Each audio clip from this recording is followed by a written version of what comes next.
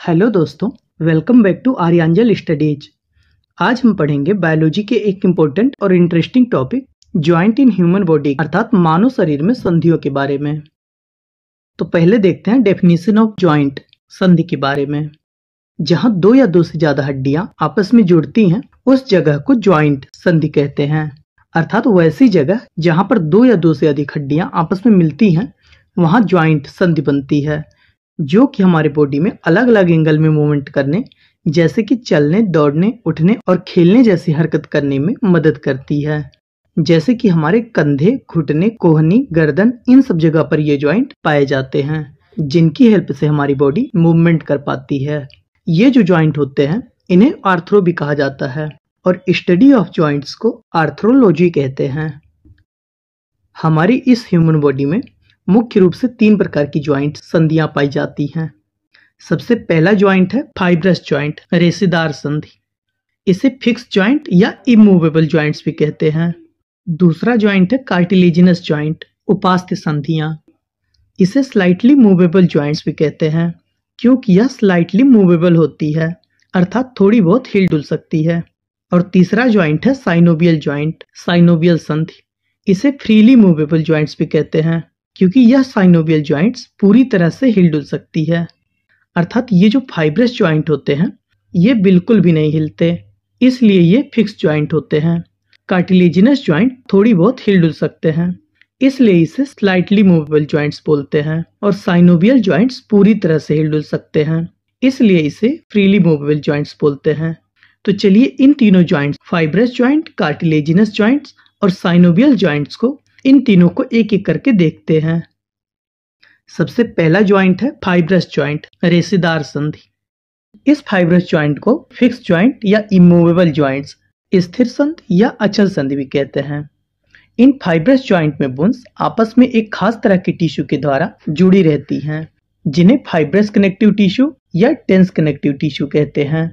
इनमें white collagen fibres present होती है, जो कि इन फाइब्रस जॉइंट को बहुत ही ज्यादा मजबूत बनाती हैं। जिस तरह से सीमेंट ईंटों को मजबूती से जोड़े रखती है, ठीक वैसे ही ये फाइब्रस जॉइंट जो होते हैं वो हमारी हड्डियों को मजबूती से जोड़े रखते हैं। इसलिए इन जॉइंट में किसी भी प्रकार का कोई मूवमेंट नहीं होता, जिस कारण इसे इमूवेबल जॉइंट, अचल संधियां, फिक्स्ड जॉइंट, स्थिर संधि भी कहते हैं। यह फाइब्रस जॉइंट 3 टाइप्स का होता है, जिसमें पहला जॉइंट है सूचर जॉइंट।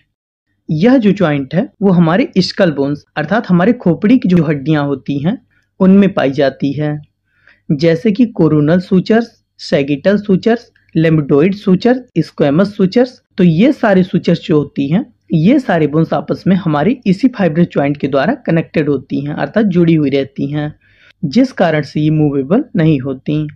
बच्चों में ये सूचर्स जन्म के समय थोड़ी लचीली और मूवेबल होती है, लेकिन उसी टाइम जिस टाइम बेबी का जन्म होता है, ताकि डिलीवरी के समय सिर थोड़ा दब सके और आसानी से बाहर आ सके।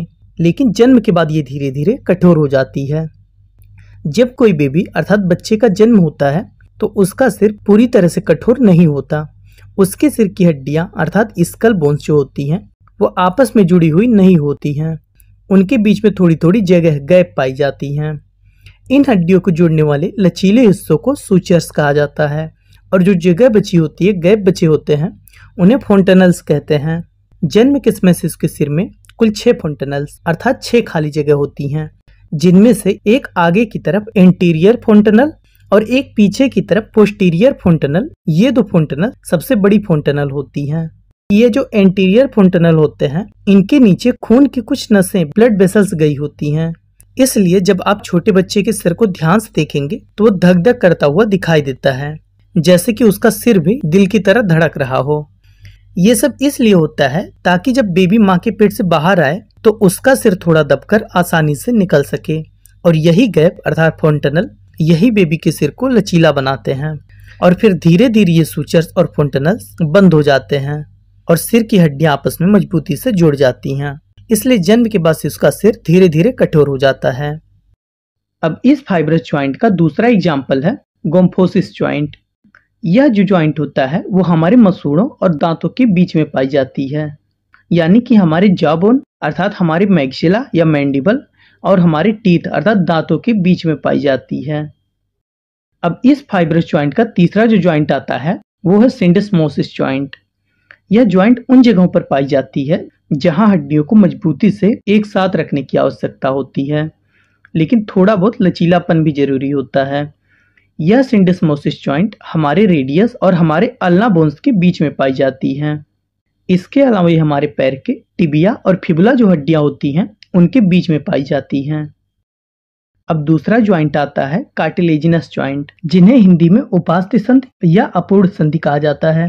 ये बहुत महत्वपूर्ण संधि होती हैं। इनमें दो हड्डियां कार्टिलेज अर्थात उपास्थि द्वारा एक दूसरे से जुड़ी होती हैं, जो कि थोड़ा बहुत मूव भी कर सकती हैं अर्थात हिल डुल सकती हैं।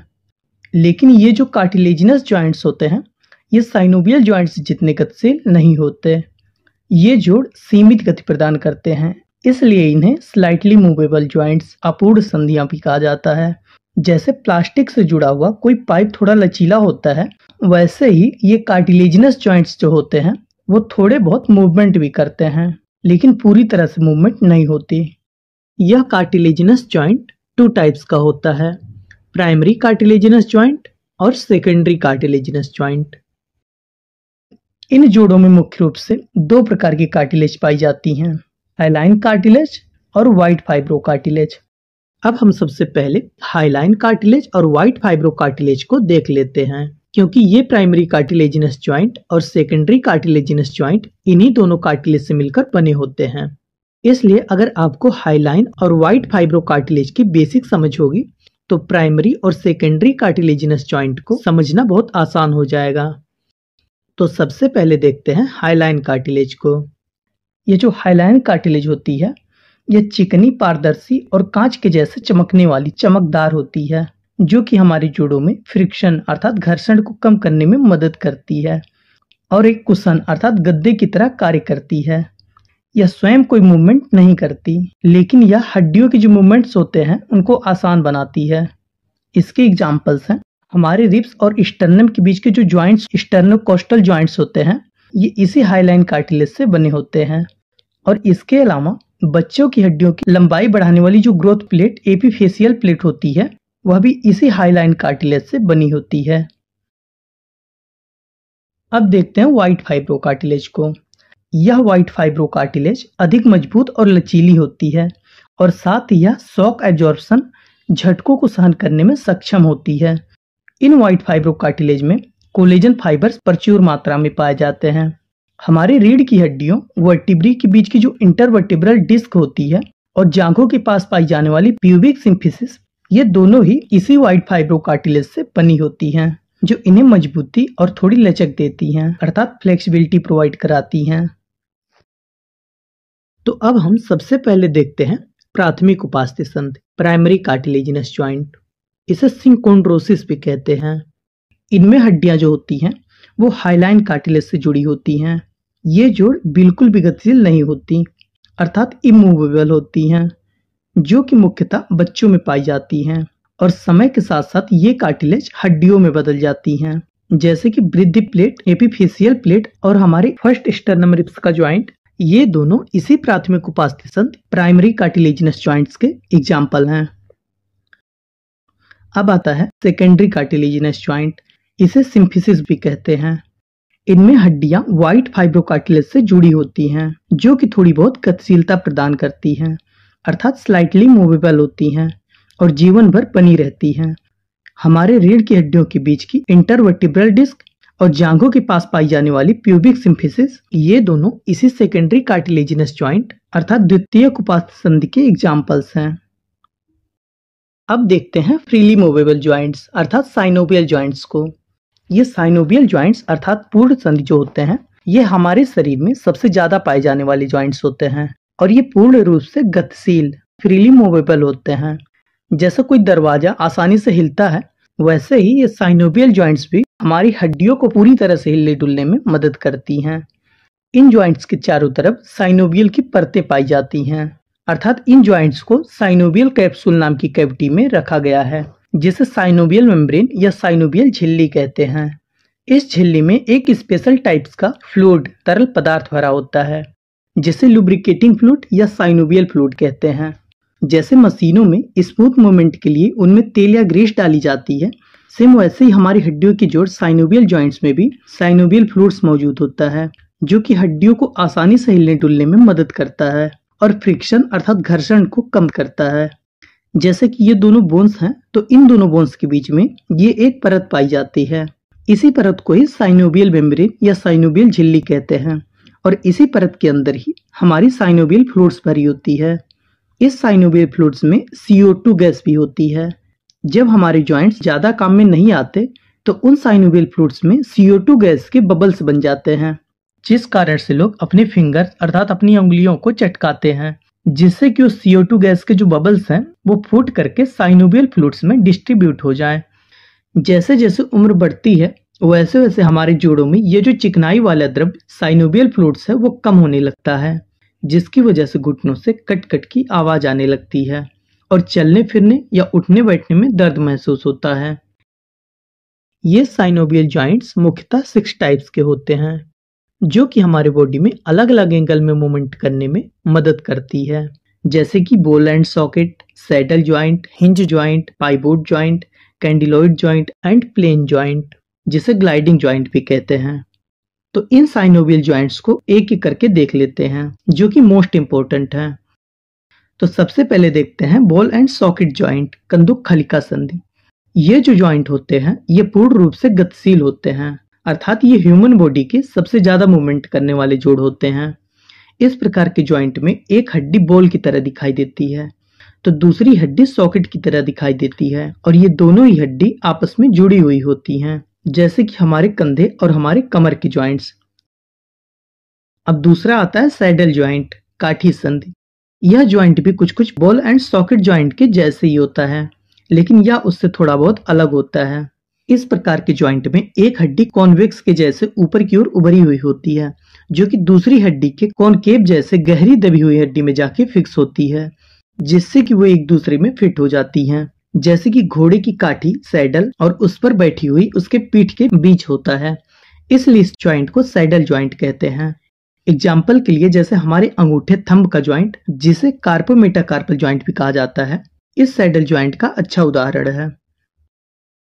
अब थर्ड नंबर पर आता है हिंज जॉइंट, कब्जा संधि। इस प्रकार के जॉइंट केवल एक ही डायरेक्शन में एक ही दिशा में गति करते हैं, जैसे कि हाथ का मोड़ना और सीधा करना अर्थात फ्लेक्शन और एक्सटेंशन। जैसे दरवाजा का कब्जा हिंज जो होता है वो सिर्फ एक ही डायरेक्शन में खुलता और बंद होता है, ठीक वैसे ही ये जो हिंज जॉइंट होते हैं ये भी सिर्फ एक ही डायरेक्शन में मूव कर सकते हैं, जैसे कि हमारे एल्बो जॉइंट, कोहनी और हमारे नी जॉइंट अर्थात घुटने। ये जो जॉइंट्स होते हैं ये हमारे हिंज जॉइंट के सबसे अच्छे एग्जाम्पल्स हैं। ये जॉइंट हमारे कंधे के जैसे सभी डायरेक्शन में मूव नहीं कर सकते। अब नेक्स्ट जॉइंट आता है पाइवोट जॉइंट। इस प्रकार के जॉइंट में जो बोन्स होती हैं वो केवल एक ही जगह पर गोल गोल घूमती हैं, जैसे कि हमारे जो नेक अर्थात गर्दन की हड्डी है और हमारा रेडियो अल्नर जॉइंट। यह पाइवोट जॉइंट हमारी गर्दन में पाई जाती है। यहाँ पर हमारे गर्दन में पाइवोट जॉइंट के अलावा एक एलिप्सॉइड जॉइंट भी पाई जाती है। इसके पिछले लेक्चर स्केलेटन वाले लेक्चर में हमने पढ़ा था कि हमारे गर्दन के ऊपर साइड में 2 बोन्स एटलस और एक्सिस प्रेजेंट होती है। तो हमारे गर्दन में यह एटलस हड्डी हमारे स्कल से जहां जुड़ी होती है उस जॉइंट को हम एलिप्सॉइड जॉइंट कहते हैं। इसी जॉइंट की वजह से हम लोग अपने सर को अप डाउन अर्थात ऊपर नीचे कर सकते हैं, जबकि यह एटलस हड्डी हमारे एक्सिस से जिस पॉइंट पर जुड़ी हुई होती है उस जॉइंट को बोलते हैं पाइवोट जॉइंट। और इस जॉइंट की वजह से हम लोग अपने सर को लेफ्ट राइट अर्थात दाएं और बाएं मूव कर सकते हैं। बेसिकली अगर देखा जाए तो हमारे एटलस हड्डी का काम दोनों जॉइंट में हेल्प करना होता है, एलिप्सॉइड जॉइंट अर्थात अप डाउन में भी और पाइवोट जॉइंट अर्थात लेफ्ट राइट में भी, क्योंकि यह ऊपर से हमारे स्कल से जुड़ी होती है और जबकि नीचे से हमारे एक्सिस बोन से।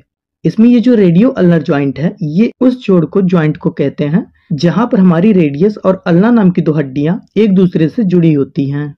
ये हड्डियां हमारी भुजा फोर आर्म यानी कोहनी से कलाई तक के हिस्से में प्रेजेंट होती है, जहां पर एक हड्डी दूसरी हड्डी के चारों तरफ मूव कर सकती है अर्थात घूम सकती है।